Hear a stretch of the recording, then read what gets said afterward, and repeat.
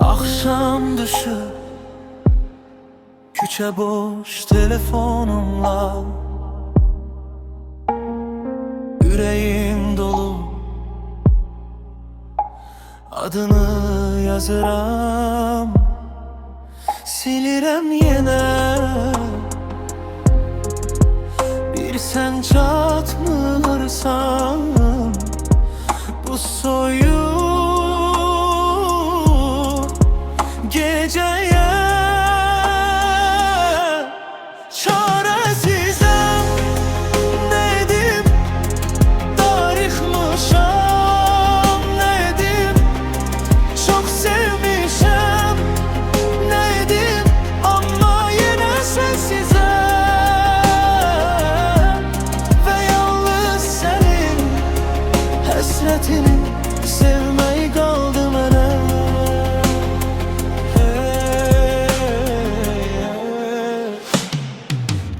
Şekiller, saralmış günler, gülüşün qalır, sesin qalmayır. Hamı danışır, mən susuram tək. Səni anlatsam kim anlaya bilər?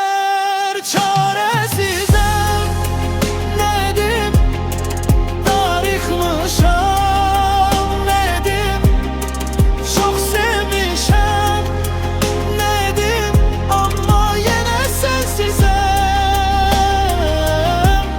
ve yalnız senin hasretini sevmeyi kaldı mənə.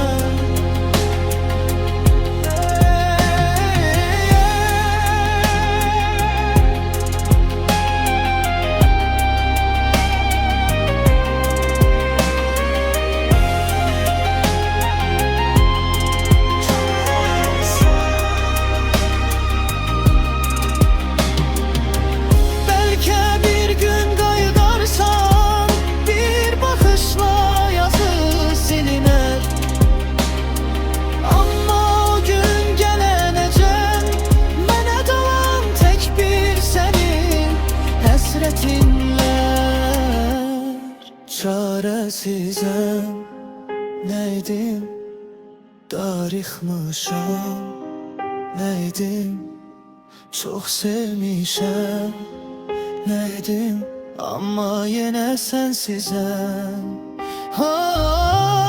Ve yalnız senin hasretini